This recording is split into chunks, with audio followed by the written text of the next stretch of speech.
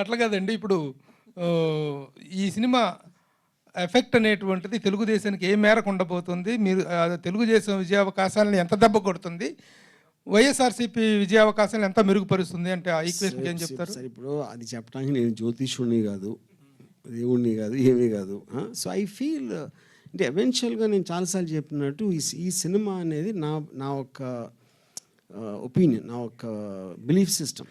అంటే మన అందరికీ ఒక పబ్లిక్స్ డొమైన్లో ఉండే కొంతమంది ఫేమస్ పర్సనాలిటీసు వాడు మనకి ఏమైతే తెలుసో దాని మీద నా interpretation, true incidents, true characters మీద. సో దీని ఎఫెక్ట్ ఎవరి మీద ఉంటుంది అనేది ఇంపాసిబుల్, అంటే నేను గేజ్ చేయలేను.